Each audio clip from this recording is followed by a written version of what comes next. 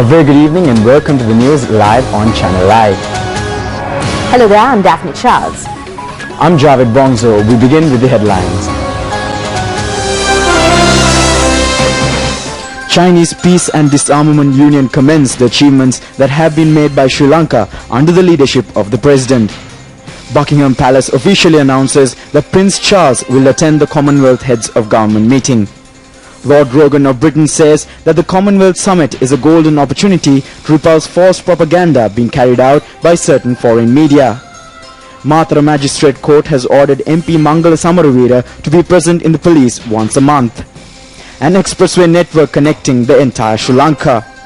Nuclear talks related to Iran has restarted.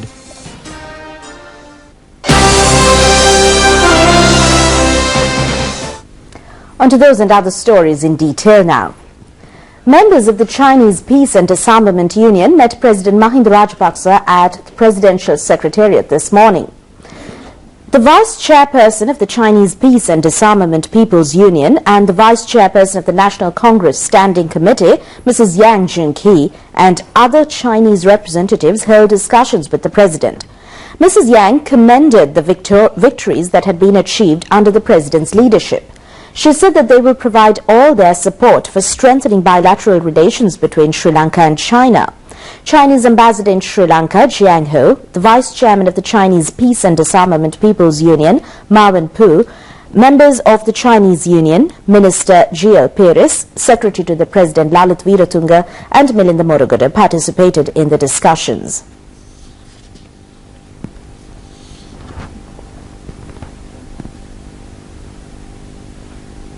The Buckingham Palace has officially announced the attendance of Prince Charles in the Commonwealth Heads of Government meeting in Colombo. He will represent the Queen at this meeting as the Commonwealth head. Prince Charles and the Duchess of Cornwall, Camilla Parker, will arrive in Sri Lanka on the 14th of next month. The inauguration of the Commonwealth Heads of Government meeting and a dinner will be hosted by Prince Charles. He is also expected to hold discussions with several heads of state. In addition to this, the Prince is also to participate in several functions to be held in conjunction with the Heads of Government meeting. The Prince and the Duchess are scheduled to leave Sri Lanka on the 16th of next month. United National Party parliamentarian Mangala Samaravira was produced before the Mathura magistrate today, and he was ordered to present himself in the office of the Senior Deputy Inspector General of Police, Mathura, on the last Sunday of each month. The Chief Magistrate of Mathura, Ruan Sisira ordered the Mathura police yesterday to take into custody immediately MP Mangala Samaravira and 11 others in connection with the clash that took place in the Mathura town. Mr. Mangala Samaravira surrendered to the Mathura police today through his lawyers. United National Party organizer for the Balapitiya electorate, Jayantha Soiza, and the United National Party organizer for the Devinura electorate, H.R. Vimalasiri, also surrendered to the police today. They were presented before the magistrate's court. The magistrate, Sisira Kumara, ordered to enlarge Mangala Samaravira on bail for deposit of 100,000 rupees. The two others were also enlarged on bail with 100,000 rupees deposit each. The police also produced another 6 persons before the magistrate's court today. They were ordered to be kept on remand custody until the 21st of this month, on which day the case will be called. Meanwhile, Lord Rogan of Britain said that the Commonwealth Heads of State Summit is a golden opportunity to repulse malicious and false propaganda being carried out about Sri Lanka by certain foreign media. Lord Rogan made these comments participating in a special interview with the national Rupavahini.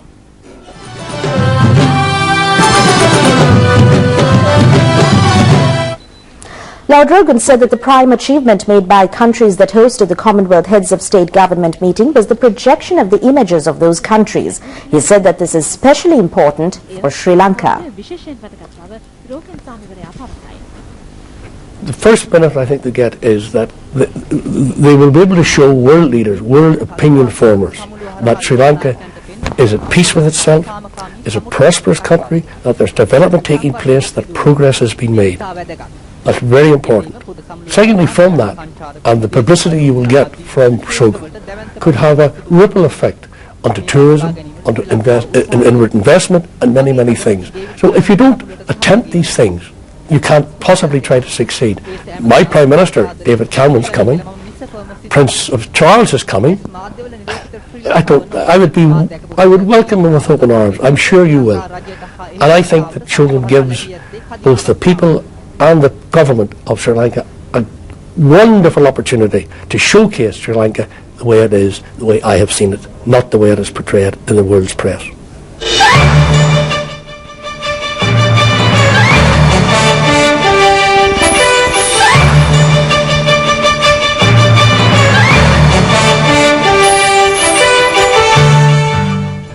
The General Secretary of the Sri Lanka-Japan Parliamentary Friendship Association, the Japanese parliamentarian Udachi Motoyuki, said that Sri Lanka has achieved a huge development within a very short period. He said that assistance of Japan will always be extended to Sri Lanka. The Japanese parliamentarian Motoyuki made these observations at a media conference held in Colombo. He reminded about the friendship between the two countries and expressed his views about the development activities of Sri Lanka as well.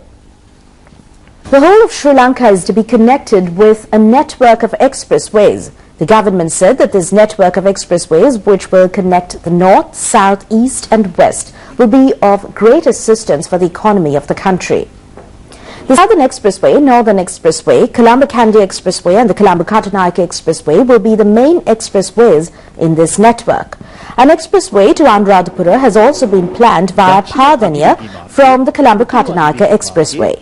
This expressway will be 175 kilometers in length, and upon its completion it will take only 2 hours to travel between Colombo and Anuradhapura.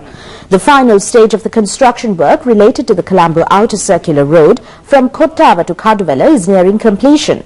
Upon completion of the second and third stages of this road, the Southern Expressway will also get connected to the Colombo-Katunayake Expressway at Kedavalapitiya. The Southern Expressway will be extended to Mathura, Hambantota, Mattala, Arugambe and Batikalo. The Colombo-Katunayake Expressway, of which the construction work has now been completed, will be vested with the people on the 27th of this month. This expressway is 25 kilometers in length and it will take only 20 minutes to travel between Colombo and Katunayake. It is expected that about 15,000 vehicles will use this expressway each day. The Podurada Madru Siudigin Harasara program, organized by Sri Lanka Rupavahini Corporation, will start on the 21st of this month. The objective of the program is to extend well wishes to President Mahinda Rajapaksa, who will become the chairman of the Commonwealth countries next month. The program will start from Nallur Kovid in Jaffna and from Tissa Maharama Raja Mahavihara in the south. 2 motorcades will start from both ends at 8 a.m. on this day, and it will travel through 120 towns for the next 10 days. On the 30th of this month, both motorcades will converge at the Goreface Green. During this period, Nugasavana workshops, educational seminars, cultural shows and musical shows will be held in main towns. This event has provided people the opportunity of extending their greetings to President Mahinda Rajapaksa for becoming the chairman of the Commonwealth countries for the next 2 years. During these tours, people will also be enlightened about the importance of the Commonwealth and the economical, political and social benefits that can be gained by Sri Lanka from holding this summit.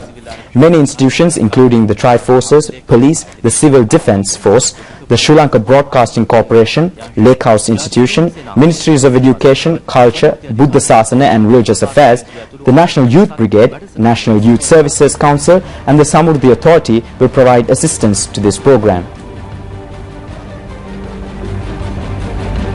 Another contest of the question and answer program titled Chogam Super School, jointly organized by the Sri Lanka Rupavahini Corporation and the Education Ministry, will be televised at 5:25 p.m. tomorrow by the National Rupavahini.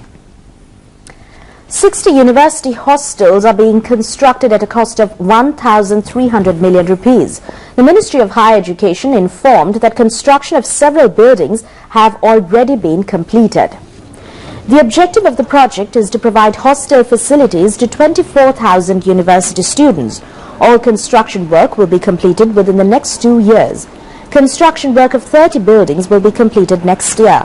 Each building is constructed at a cost of 220 million rupees. The project was started on the 18th of September in order to provide solutions to the hostel problems of university students. The Ministry of Higher Education said that the two hostel buildings being constructed at the Kuliapatiya premises of the Northwestern University will be vested with the students on Independence Day next year. Today is the International White Cane Day. The differently abled people state that what they want is not sympathy but facilities to carry out their day-to-day activities. They also request the government to provide printed books on the Braille system. The differently abled people use a stick for their traveling. It is white in color. Due to accidents that occurred during the First World War, walking using a white cane started. The American Congress approved the White Cane Day on 6 October in 1964. It was American President Lyndon Johnson who announced the White Cane Day on October 15th each year. Sri Lanka also commemorates the White Cane Day from the year 1970. As per the data of the Census and Statistics Department, there are about 1 million differently able persons of over 5 years in Sri Lanka. The number of persons employed of over 15 years amounts to 300,000. The government has taken several steps to facilitate the differently able people to live as other ordinary people. A state institution under the name of Differently Able People's Trust Fund has been established under the Ministry of Social Services. This institution provides financial assistance to university and higher education students. The Special Education Unit of the Ministry of Education also renders special services for the welfare of the differently able students. The access facilities to the state institution have also been improved. The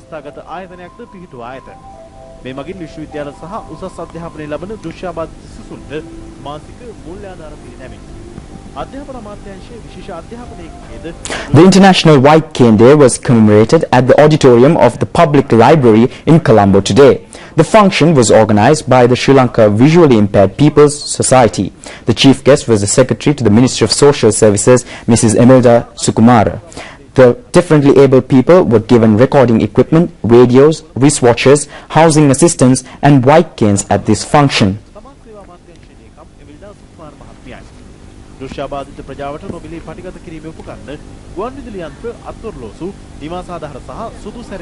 footwalk in connection with the International White Cane Day was held in Kandy today. After the footwalk, a function was held at the police auditorium. Minister Kehele Rambukwalla and Deputy Minister Earl Gunasekara attended the function. A streamlined plan has been prepared for issuance of water for both the Maha and Yala seasons. The Ministry of Irrigation and Water Resources Management said that this plan has been formulated to issue water without any scarcity during both seasons. It has been planned to cultivate 500,000 acres of paddy lands during the forthcoming Maha season in large-scale irrigation projects and in the Mahavali zones. For this purpose, water will be distributed from 10 Mahavali reservoirs such as Kotmale, Polgolla, Ramdenigala, Samanala Uda Valave and Mausakala, and from 19 large-scale reservoirs including Kandalama, Kalavava, Nuaravava, Minneria and Parakrama Samudra. The water management timetable for this purpose was formulated at the Water Management Committee meeting held at the Gannoruva Plant and Gene Resources Centre at Peradeniya today. Representatives of around 50 farm organizations of irrigation and Mahavali farming projects, district secretariats and agricultural officers attended this meeting. The meeting emphasized the importance of saving water to make the 2014 Yala season successful. For this purpose, it was decided to carry out ground preparation work for the Maha season using rainwater. The meeting also decided to cultivate short-term paddy varieties and cultivate 30% of the lands with additional food crops and fruits. The Director General of the Sri Lanka Mahavali Authority, Gamini Rajakarna, said if the decision taken at the Water Management Committee today were implemented properly, it will become possible to make both the forthcoming Maha and Yala seasons successful. A special program has been launched by the Ministry of Mass Media and Information to enlighten the people about the Commonwealth Heads of State Summit. The program started from Galle Green today and it will be held until the 5th of next month. A motorcade carrying the logo of the Commonwealth Heads of Government meeting will travel to towns and villages for 21 days. People's greetings in the form of signatures will be obtained by this motorcade. Minister of Mass Media and Information, Keheli Rambukballa, made the first signature to inaugurate the program. The musical show held at the Golface Green recently was the first step of this program. The musical shows will also be held at Hambantota on the 17th, at Rupavahini on the 20th, in Vaunia on the 26th, and in Kandy on the 3rd of next month. The program will conclude by returning to Golface Green on the 5th of next month.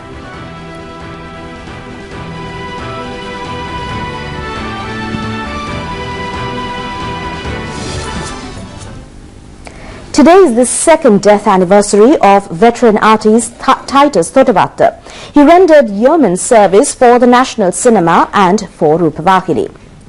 Titus Thottawatta, who was a film director, editor and an artiste of high caliber, was also the pioneer in establishing the dubbing studio of the national Rupavahini. He created several cartoon programs for the children of this country, and they included Ha Ha Harihava, Galivarayange Suvisariya, Dr. Hondahita and Pissupusa.